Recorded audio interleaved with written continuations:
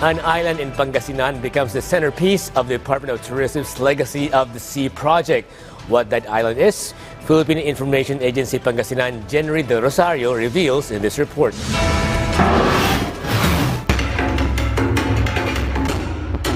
Residents of Silaki Island in Bolinao, Pangasinan are set to benefit from the Legacy of the Sea project, a tourism development initiative under the Department of Tourism's Tourism Champions Challenge program that promises economic growth while preserving the island's heritage.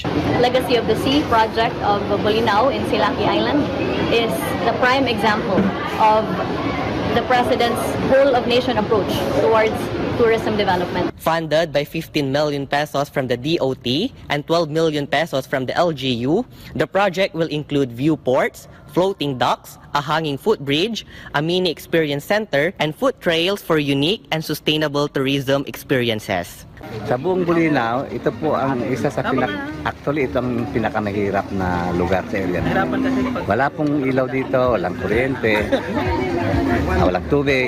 Ang proyektong ito ay malaki ang maitutulong ng mga taong nandito kasi magiging tourism spots itong area nila at magkakaroon ng mga hanapbuhay pagdating ng araw.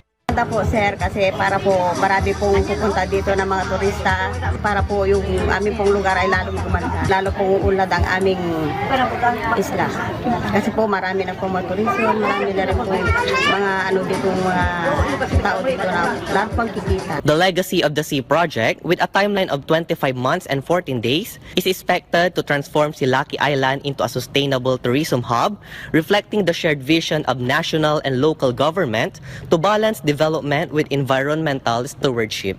From the Philippine Information Agency Pangasinan, Jenry Del Rosario, Balitang Pambansa.